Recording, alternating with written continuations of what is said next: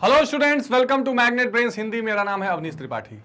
तो कक्षा 12 इतिहास का जो पार्ट 5 है, यात्रियों के नजरिए या यात्रियों के नजरिए से, इस चैप्टर को बहुत डिटेल में देखने के बाद आज एक और इंपॉर्टेंट टॉपिक के साथ मैं आपके सामने उपस्थित हूं और वो टॉपिक है एनसीईआरटी सॉल्यूशन। जैसा कि हम हर चैप्टर का एनसीईआरटी सॉल्यूशन करते हैं, तो आज हम इस चैप्टर को भी एनसीईआरटी सॉल्यूशन देखेंगे और इसके महत्वपूर्ण क्वेश्चंस के एक मॉडल आंसर को भी देखेंगे और आई होप कि इससे आपके सारे कंसेप्ट क्लियर हो जाएंगे। पर इससे पहले कि ये इंपॉर्टेंट चैप्टर हम शुरू करें और इसके एनसीईआरटी सॉल्यूशन को देखें, एक खास जानकारी ये है कि मैग्नेट ब्रेन्स हिंदी एक ऐसा प्लेटफॉर्म है जहां पर आप घर बैठे कक्षा 7 से 12 तक के सभी विषयों की पढ़ाई हिंदी माध्यम में निःशुल्क कर सकते हैं। आप यूपी बोर्ड, एमपी बोर्ड या हरियाणा बोर्ड या बिहार बोर्ड, किसी बोर्ड से भी पढ़ाई कर रहे हो, आपका हिंदी माध्यम में पूरा सिलेबस कवर किया जाएगा और बिना किसी पेड सब्सक्रिप्शन के निःशुल्क रूप से आप यहां पर पढ़ाई कर सकते हैं। तो इसी महत्वपूर्ण जानकारी के साथ शुरू करते हैं ये सेशन और इन एनसीईआरटी के क्वेश्चंस का आंसर ढूंढने की कोशिश करते हैं। पहला क्वेश्चन है, किताब-उल-हिंद पर एक लेख लिखिए। तो आपको पता है किताब-उल-हिंद, हमने इस पूरे चैप्टर में कौन कौन से 3 महत्वपूर्ण यात्रियों को देखा। तो एक देखा हमने किसको, अल-बरूनी,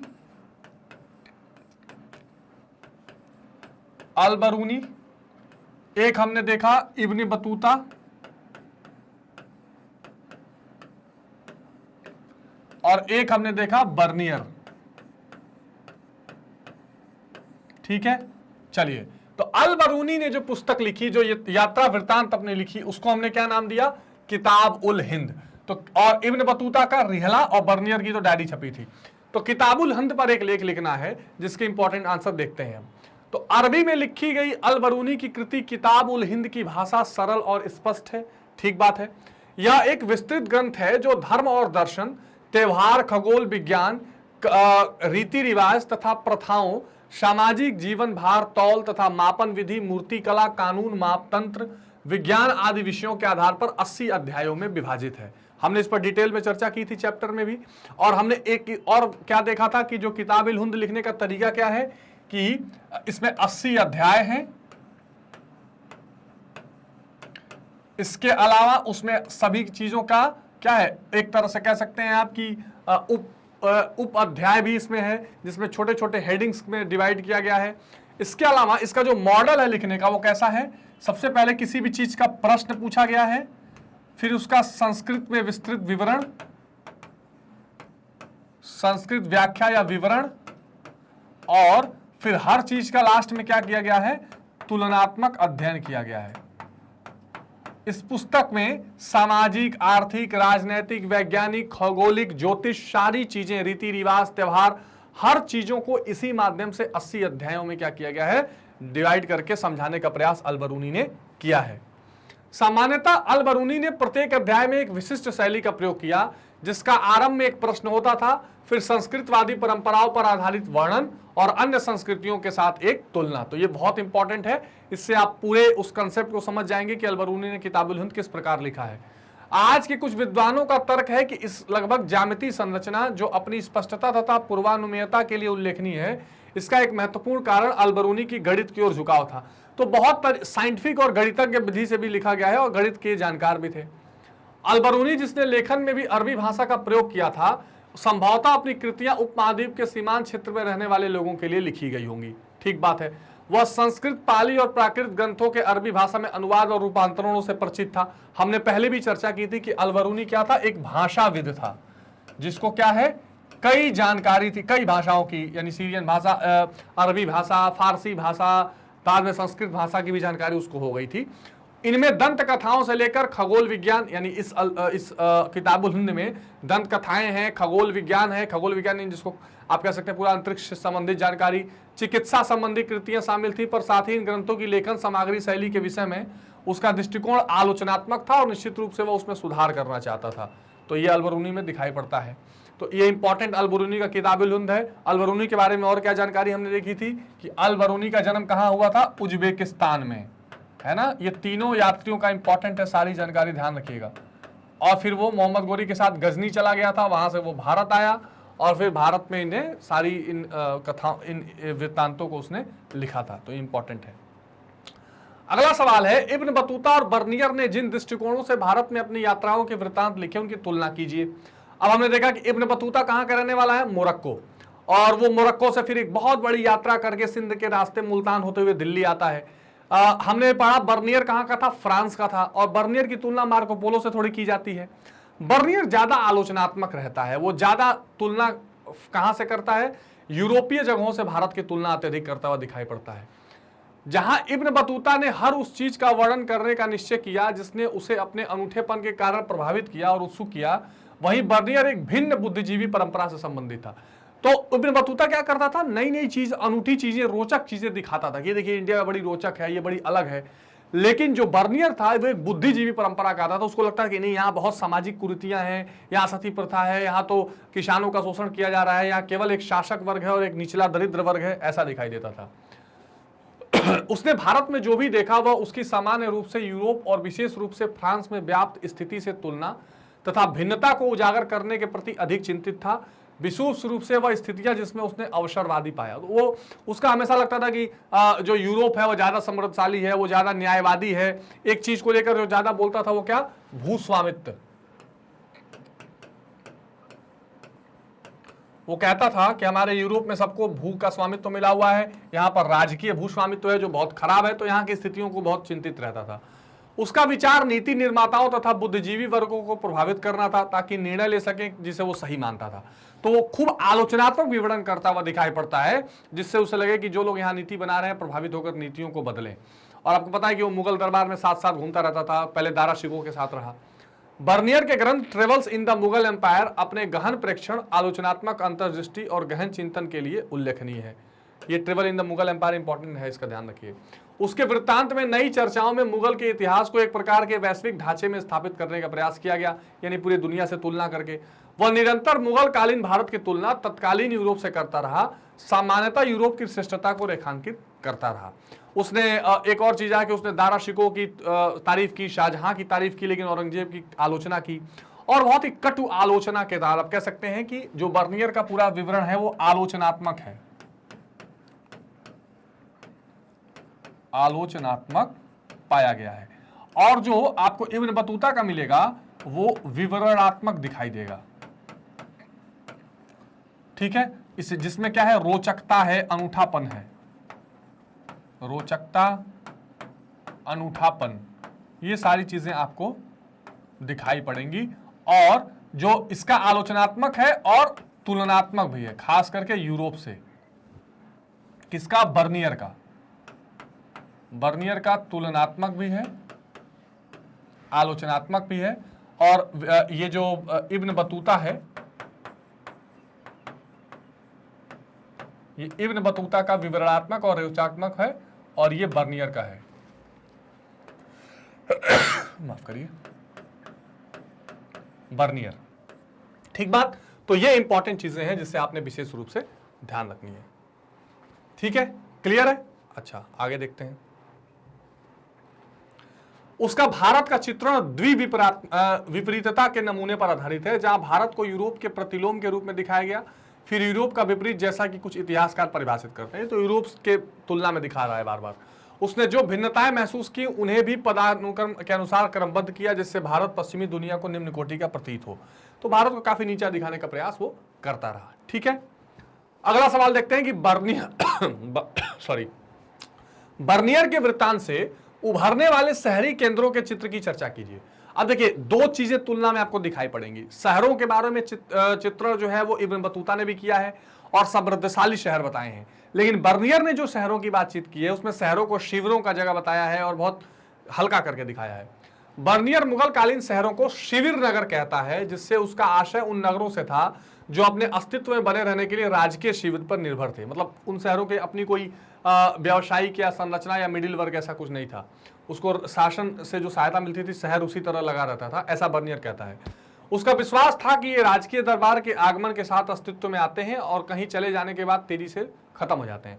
कि अगर कोई शहर है, वहां अगर राजा रहने लगे या राजकीय दरबार रहने लगे तो शहर चलता है, वरना शहर खत्म होने लगता है। उसने यह भी सुझाया कि इनकी सामाजिक और आर्थिक नींव व्यवहार्य नहीं होती और ये राजकीय प्रश्रय पर आश्रित रहते हैं। वास्तव में सभी प्रकार के नगर अस्तित्व में थे, हालांकि ऐसा था नहीं। उत्पादन केंद्र, व्यापारिक नगर, बंदरगाह नगर, धार्मिक केंद्र, तीर्थ स्थान, ये सारी चीजें थी लेकिन उसको स्वीकारता नहीं था। इनका अस्तित्व समृद्ध व्यापारिक समुदाय और व्यावसायिक वर्गों के अस्तित्व का सूचक है। तो बर्नियर ये बताता था कि जो शहर है वो केवल शिविर नगर हैं और राजकीय शिविर या राजकीय जो एक तरह से कह सकते हैं कृपा पर आधारित है, पर ऐसा था नहीं। अहमदाबाद जैसे शहरी केंद्र में सभी महाजनों का सामूहिक प्रतिनिधित्व व्यापारिक समुदाय के मुखिया द्वारा होता था, जिन्हें सेठ कहा जाता था। कुछ और समूह थे जैसे चिकित्सक, अध्यापक, चित्रकार, वस्तुविद, संगीतकार, सुलेखक।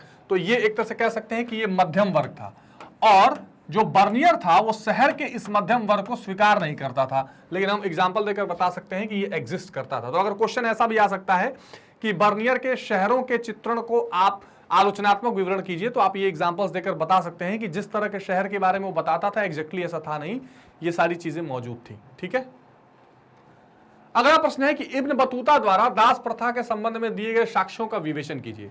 तो इब्न बतूता ने 2-3 जगह साक्ष्य दिए हैं कि राजा ने उसको गिफ्ट में दिया था दास, वो राजा को मोहम्मद बिन तुगलक के लिए भी दास खरीद के लाया, तो लगा कि दास प्रथा है। इब्न बतूता के अनुसार बाजारों में दासों को किसी भी अन्य वस्तु की तरह खुलेआम बेचे जाते थे और नियमित रूप से भेंट स्वरूप एक दूसरे को दिए जाते थे। जब इब्न बतूता सिंध पहुंचा तो उसने सुल्तान मोहम्मद बिन तुगलक के लिए घोड़ा, ऊंट और दास खरीदा, ये एक एग्जाम्पल है। जब वो मुल्तान पहुंचा तो गवर्नर को किशमिश बादाम के साथ दास और घोड़ा दिया। इब्न बतूता बताता है कि मोहम्मद बिन तुगलक नसीरुद्दीन नामक धर्मोपदेशक के प्रवचन से इतना प्रसन्न हुआ कि 1 लाख टके तथा 200 दास दे दिए। एक बार फिर एग्जाम्पल मिला। इब्न बतूता के विवरण से प्रतीत होता है कि दासों में काफी विभेद था। सुल्तान की सेवा में कार्यरत कुछ दासियां संगीत और गायन में निपुण थीं। सुल्तान अपने अमीरों पर नजर रखने के लिए दासियों को नियुक्त करता था। देखिए, तो इस सारे एग्जाम्पलों से पता लगता है कि दास प्रथा थी। दासों को सामान्यतः घरेलू श्रम के लिए ही इस्तेमाल किया जाता था और इब्न बतूता ने इनकी सेवाओं को पालकी या डोले में पुरुष और महिलाओं को ले जाने के लिए ज्यादा विशेष रूप से अपरिहार्य पाया। दासों की कीमत विशेष रूप से उन दासियों की जिनकी आवश्यकता घरेलू श्रम के लिए थी बहुत कम होती थी, और अधिकांश परिवार जो इन्हें रख पाने में समर्थ थे कम से कम 1 या 2 तो दास सभी लोग रखते ही थे। तो ये इंपॉर्टेंट है। अगला प्रश्न है, सती प्रथा के कौन से तत्वों ने बर्नियर के ध्यान को अपनी ओर खींचा? तो उल्लेखनीय है कि यूरोपीय यात्रियों और लेखकों ने उन बातों का विस्तृत वर्णन करने में अधिक रुचि दिखाई जो उन्हें आश्चर्यजनक और यूरोपीय समाजों से भिन्न दृष्टिगोचर होती थी। तो ये तो ठीक बात है, और बर्नियर ने तो खास करके यूरोपियों से तुलना की है। महिलाओं से किए जाने वाले व्यवहार को पूर्वी और पश्चिमी समाज के मध्य भिन्नता का एक महत्वपूर्ण परिचायक समझा जाता था। ये भी ठीक बात है, और इससे बर्नियर ये बताने की कोशिश करता था कि देखिए हमारे यहाँ महिलाओं को लेकर काफी अच्छा ट्रीटमेंट होता है, यहाँ उस तरह का ट्रीटमेंट नहीं किया जाता है। अतः बर्नियर भारत में प्रचलित सती प्रथा के प्रति अत्यधिक आकर्षित हुआ और उसने इसके वर्णन को अपने वृत्तांत का एक महत्वपूर्ण भाग बनाया। सती प्रथा मध्यकालीन हिंदू समाज में व्याप्त कुप्रथाओं में सर्वाधिक घृणित प्रथा थी। सती प्रथा में आपको पता ही क्या होता था कि पति के मरने के साथ साथ चिता पर पत्नी को जिंदा जला दिया जाता था।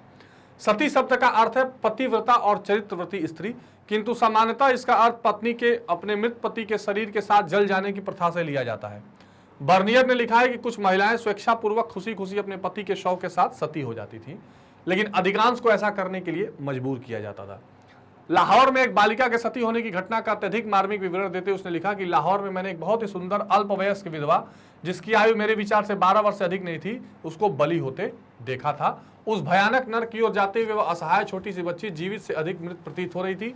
उसके मस्तिष्क की व्यथा का वर्णन नहीं किया जा सकता। वह कांपते हुए रो रही थी, लेकिन 3-4 ब्राह्मण एक बूढ़ी औरत ने अपने आस्तीन के नीचे दबाया हुआ था और उसकी सहायता से अनिच्छुक पीड़िका को घातक स्थल की ओर ले गए। तो ये काफी मार्मिक विवरण था। लकड़ियों पर बिठाया, हाथ पांव बांध दिए गए। मैं अपनी भावनाओं को दबाने में असमर्थ था। इस विवरण से स्पष्ट होता है कि सती प्रथा के अंतर्गत सती में होने वाली महिलाओं की अल्पवयस्कता, अनिच्छा, व्यथा, विवशता, असहायता जैसे तत्वों ने बर्नियर का ध्यान विशेष रूप से खींचा। ठीक है, तो ये उन्होंने इसका विवरण दिया है। अगला प्रश्न है कि जाति व्यवस्था के संबंध में अल बिरूनी की व्याख्या पर चर्चा कीजिए। सुप्रसिद्ध अरब लेखक अल बिरूनी ने भारत के विषय में अपनी विभिन्न पुस्तकों में लिखा, जिनमें सर्वाधिक महत्वपूर्ण स्थान किताबुल हिंद का है, जिसे तहकीके हिंद के नाम से भी जानते हैं। इसकी चर्चा हमने डिटेल में की है। अल बिरूनी ने भारत की सामाजिक दशा, रीति रिवाज, खान पान, वेशभूषा, उत्सव त्योहार, आमोद प्रमोद आदि विषयों का विस्तार पूर्वक विवरण किया है। आप इसको समराइज करना चाहें तो आप कह सकते हैं सामाजिक, आर्थिक, राजनैतिक, ठीक है, इसके अलावा धार्मिक, दार्शनिक। मुख्य रूप से इन चीजों के बारे में अल बरूनी ने विवरण देने का प्रयास किया है। This are very important points. ठीक है, चलिए, ठीक है, ये क्लियर, आप उसका स्क्रीनशॉट ले सकते हैं। इस तरह से आप पॉइंट्स बना के चीजों को बता सकते हैं।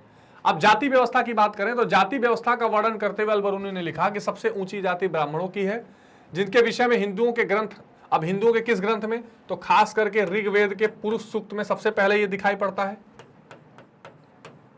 ऋग्वेद हमने चर्चा की थी प्रीवियस चैप्टर में, कहां पर, पुरुष सूक्त।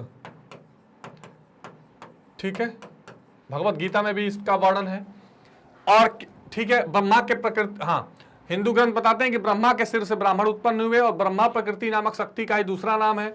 शरीर का सबसे ऊपरी भाग है, इसलिए ब्राह्मण पूरी प्रजाति में सबसे चुनिंदा भाग है और हिंदू मानव जाति में उन्हें सबसे उत्तम माना जाता है। अगली जाति क्षत्रियों की है, जिनका सृजन ऐसा कहा जाता है कि ब्रह्मा के कंधे और हाथों से हुआ। उनका दर्जा ब्राह्मणों से अधिक नीचे नहीं है। उसके पश्चात वैश्य आते हैं, जिनका उद्भव ब्रह्मा की जंघाओं से हुआ है।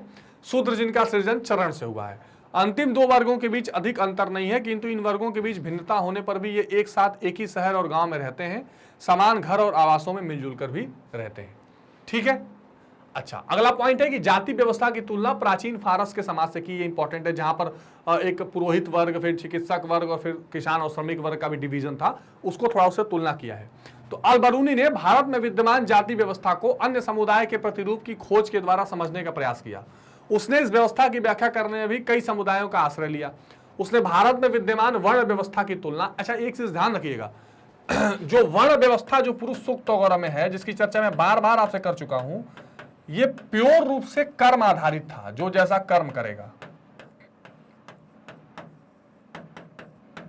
लेकिन जब ये जाति व्यवस्था में परिवर्तित हुआ, यही अंतर है वर्ण व्यवस्था जाति व्यवस्था में, जब ये जाति व्यवस्था में परिवर्तित हुआ तो ये एक तरह से कह सकते हैं कि जन्म आधारित होने लगा, कि जो जिस कुल में जन्म लेगा। तो भारत में विद्यमान वर्ण व्यवस्था की तुलना प्राचीन फारस की सामाजिक व्यवस्था से करते हुए लिखा कि प्राचीन फारस के समाज में घुड़सवार और शासक वर्ग, भिक्षु, अनुष्ठानिक, पुरोहित और चिकित्सक, खगोल शास्त्री और अन्य वैज्ञानिक और अंत में कृषक और शिल्पकार, ये चार वर्ग हैं। तो वहां पर उन्होंने चार वर्ग बताया कि एक घुड़सवार और शासक वर्ग है, एक पुरोहित वर्ग है, एक खगोल शास्त्री और वैज्ञानिक वर्ग है और लास्ट में किसान वर्ग है। तो वहां भी चार इस तरह के वर्ग थे और भारत में भी चार वर्ण थे। इस प्रकार अल बरूनी ने स्पष्ट कर देना चाहता था कि ये सामाजिक वर्ग केवल भारत तक ही सीमित नहीं है। उसके साथ ही अल बरूनी ने यह भी स्पष्ट किया कि इस्लाम में इस प्रकार का कोई विभाजन नहीं है। सामाजिक दृष्टि से सभी लोग समान समझा जाता था और यह भिन्नता केवल धार्मिक पालन पर ही विद्यमान थी। फिर अपवित्रता की मान्यता को अस्वीकार किया। उल्लेखनीय है कि अल बरूनी ने जाति व्यवस्था के संबंध में ब्राह्मणवादी व्याख्या को तो स्वीकार कर लिया, लेकिन अपवित्रता की मान्यता को स्वीकार करने के लिए तैयार नहीं हुआ कि कोई किसी को कैसे अपवित्र मान सकता है। उसकी मान्यता थी कि प्रत्येक वह वस्तु जो अपवित्र हो जाती है अपनी पवित्रता की मौलिक स्थिति को पुनः प्राप्त करने का प्रयत्न करती है और उसमें सफलता भी उसको मिल जाती है। उदाहरण देते हुए उसने लिखा कि सूर्य हवा को शुद्ध बनाता है और समुद्र में विद्यमान नमक पानी को गंदा होने से रक्षा करता है। उसने अपने तर्क पर बल देते हुए कहा कि ऐसा न होने की स्थिति में पृथ्वी पर जीवन संभव नहीं हो पाता, कि एक चीज कोई अगर अपवित्र हो जाए और फिर वो पवित्र ही ना हो सके तो जीवन तो समाप्त होता जाएगा। उसका विचार था कि जाति व्यवस्था में विद्यमान अपवित्रता की अवधारणा प्रकृति के नियमों के अनुकूल नहीं है और किसी को जन्म के आधार पर परमानेंट अपवित्र मान लेना ये ठीक नहीं है, ऐसा अल बरूनी का था। मूल्यांकन करें तो इस प्रकार यह स्पष्ट हो जाता है कि अल बरूनी के जाति व्यवस्था संबंधी विवरण पर उसके संस्कृत ग्रंथों के गहन अध्ययन की स्पष्ट छाप थी। ठीक बात है, उसने ग्रंथों का अध्ययन तो किया। हमें याद रखना चाहिए कि इन ग्रंथों में जाति व्यवस्था का संचालन करने वाले नियमों का प्रतिपादन ब्राह्मण के दृष्टिकोण से किया गया। वास्तविक जीवन में इस व्यवस्था के नियमों का पालन न तो इतनी कठोरता से किया जाता था और न ही ऐसा किया जाना संभव था। तो ये ग्रंथों के आधार पर ही मूल्यांकन कर रहा था। उल्लेखनीय है कि अंत्यज हालांकि वर्ण व्यवस्था के दायरे से बाहर थे, किंतु उनसे किसान और जमींदार के लिए सस्ता श्रम उपलब्ध कराने की अपेक्षा की जाती थी। इस प्रकार प्रायः सामाजिक प्रताड़ना के शिकार होते हुए वे आर्थिक तंत्र के एक भाग थे। ठीक है, तो ये अल बरूनी का पूरा कंसेप्ट जो आपने जाति व्यवस्था पर देखा। अब अगला प्रश्न है कि क्या आपको लगता है कि समकालीन शहरी केंद्रों में जीवन शैली की सही जानकारी प्राप्त करने में इब्न बतूता का वृत्तांत सहायक है? और इब्न बतूता ने तो शहरों को बहुत समृद्धशाली बताया और शहरों में रहा भी। तो इब्न बतूता ने उपमहाद्वीप के शहरों को उन लोगों के लिए व्यापक अवसर से भरपूर पाया जिनके पास इच्छा, साधन और कौशल था। ये साफ साफ कहता था कि अगर आपको काम करने की इच्छा है, साधन है और आपके पास स्किल है तो भारतीय शहरों में पर्याप्त अवसर आपको मिलेंगे व्यावसायिक रूप से। ये शहर घनी आबादी वाले समृद्ध थे, कभी कभी युद्ध के अभियान से विध्वंस होता था लेकिन बाकी समय ठीक रहता था। इब्न बतूता के वृत्तांत से प्रतीत होता है कि अधिकांश शहर में भीड़ भाड़, सड़क, चमक दमक वाले रंगीन बाजार थे और कई वस्तुओं से भरे रहते थे। इब्न बतूता दिल्ली को एक बड़ा शहर, विशाल आबादी वाला तथा भारत में सबसे बड़ा बताता था। दौलताबाद भी कम नहीं था, वह आकार में दिल्ली को चुनौती देता था। वस्तुतः इब्न बतूता की शहरों की समृद्धि का वर्णन करने में अधिक रुचि नहीं थी। उसके अनुसार कृषि का अधिशेष उत्पादन ही वह मूलभूत आधार था जिसने शहरी जीवन शैली को गंभीर रूप से प्रभावित किया। वो बोलता था कि कृषि में चूंकि एक्स्ट्रा उत्पादन हो रहा था, इसलिए शहर भी ठीक से काम कर रहे थे। अतः इसमें कोई संदेह नहीं कि इब्न बतूता का वृत्तांत समकालीन शहरी जीवन शैली की सही जानकारी देने में हमारी सहायता करता है। बिल्कुल ठीक बात। जब 19वीं शताब्दी में इब्न बतूता दिल्ली आया तो उस समय तक पूरा भारतीय महाद्वीप एक ऐसे वैश्विक संचार तंत्र का हिस्सा बन चुका था जो पूर्व में चीन से लेकर पश्चिम में उत्तर पश्चिम अफ्रीका और यूरोप तक फैला हुआ था। तो इब्न बतूता ने स्वयं इन क्षेत्रों की यात्रा की, विद्वान शासक के साथ समय बिताया और शहरी केंद्रों की विश्ववादी संस्कृति को नजदीक से देखा। यानी कैसे शहरी केंद्र पूरे विश्व से जुड़े हुए थे, धीरे धीरे वो सारा चीज उसने फॉलो किया।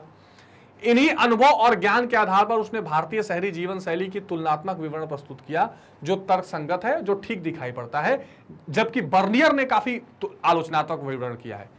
इब्न बतूता ने लिखा है कि भारतीय माल की मध्य और दक्षिण पूर्व एशिया में बड़ी मांग थी और शिल्पकार और व्यापारियों को भारी मुनाफा भी उस समय हो रहा था। भारतीय कपड़े विशेष रूप से सूती, महीन मखमल, रेशम, जरी और साटन की बहुत मांग थी। महीन मखमल की नई किस्म इतनी महंगी थी कि अमीर वर्ग, बहुत धनाढ्य लोग ही उसे पहन सकते थे। इस प्रकार कृषि, विश्ववादी संस्कृति तथा व्यापार में समकालीन शहरी केंद्रों की जीवन शैली में बहुत सारा परिवर्तन ला चुका था।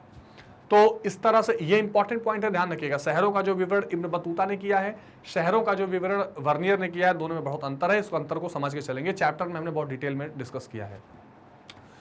चर्चा कीजिए कि बर्नियर का वृत्तांत किस सीमा तक इतिहासकारों को समकालीन ग्रामीण समाज को पुनर्निर्मित करने में सक्षम करता है। तो अब बर्नियर का देखते हैं।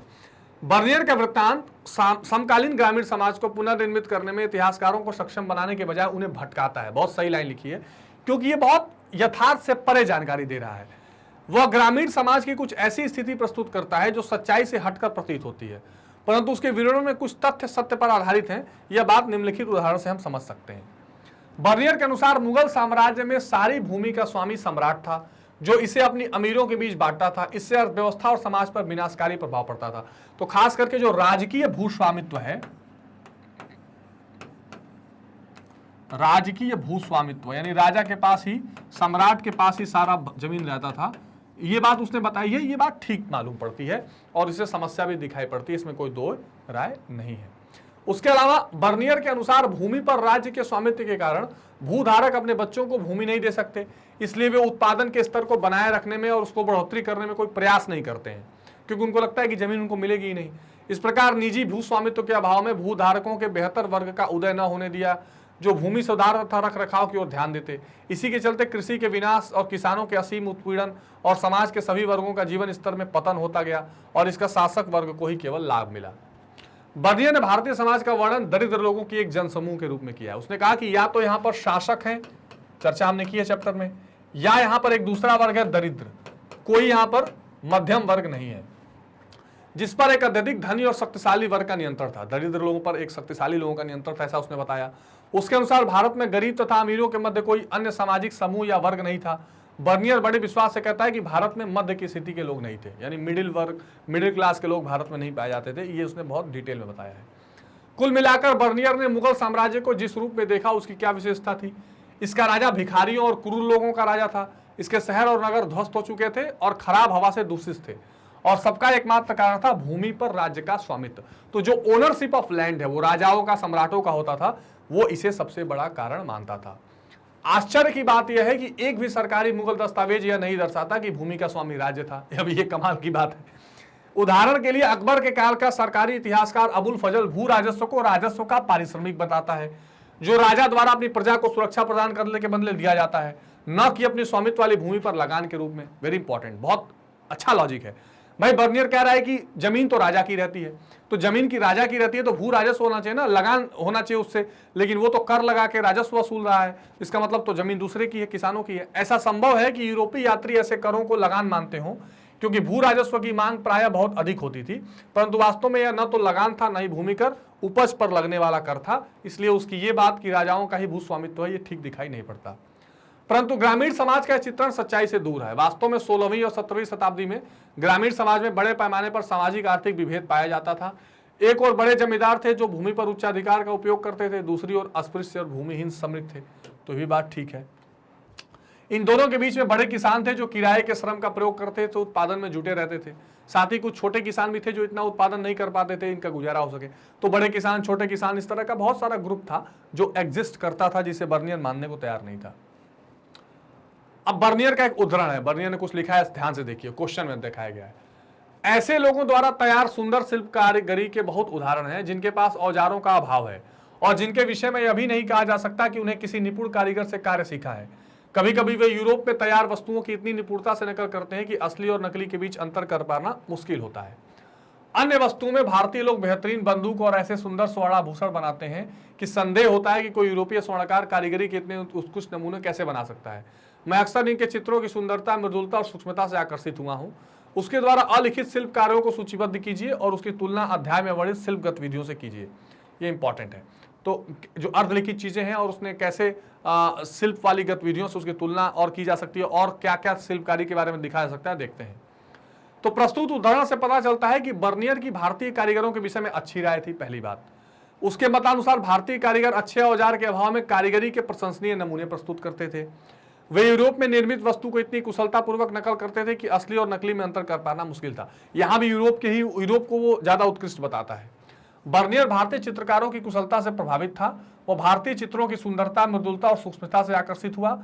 इस उदाहरण में बर्नियर ने बंदूक बनाना, स्वर्ण आभूषण बनाना, चित्रकारी और शिल्प की विशेष रूप से प्रशंसा की।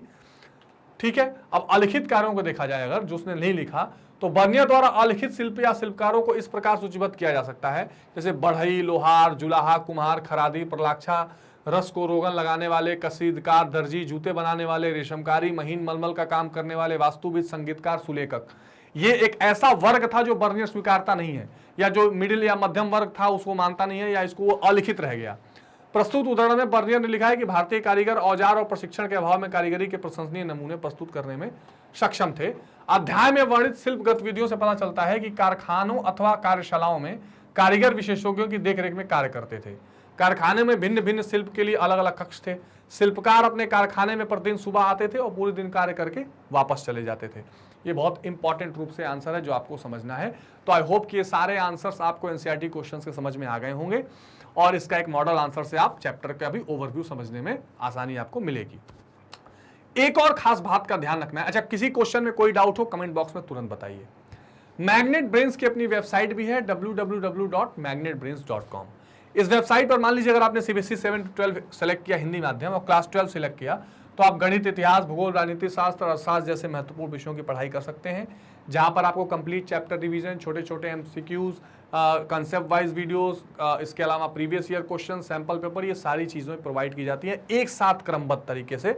और वॉच नाउ करते ही चैप्टर इस तरह से खुल जाएगा और यहाँ से आप इजिली सारी चीजें एक साथ पढ़ सकते हैं। खास बात यह है कि चाहे आप वेबसाइट से पढ़ें, एप्लीकेशन से पढ़ें या यूट्यूब से, ये सारी की सारी शिक्षा बिल्कुल निःशुल्क है।